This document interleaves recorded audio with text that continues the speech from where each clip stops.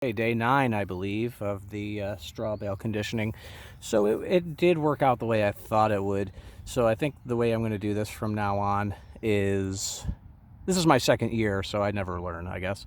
But from now on, I measured out the urea.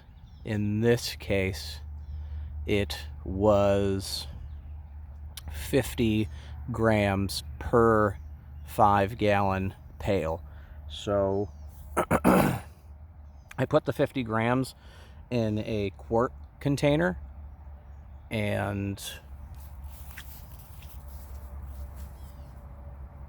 then I let the water run on my tap till it got pretty much as hot as it gets, and then used the sprayer function to spray until about half of the container was filled, and then just used, a utensil, stirred it up, it dissolved completely. Then I put that amount inside the pail, and then I've got rain barrels filled up the pail with the rain. So completely dissolved. I think that's the way to go. So I'm just going to half a pail for these. Tomorrow is going to be an interesting one. There might be math involved, so I might have to make out a lesson plan on how I'm going to do tomorrow. But for today, I'll just finish up. I'll just do half a bale for per bale.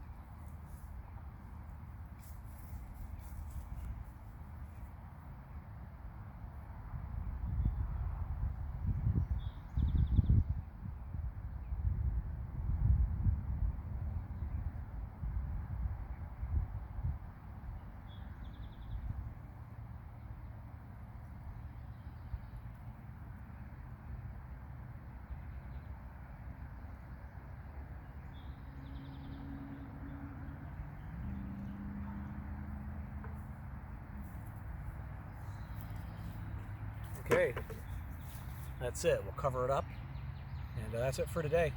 Thanks for watching. Like and subscribe, comment. Any questions, leave them. For the straw bale thing, I'm going to kind of give directions in the description, so check out the descriptions. All right, thanks.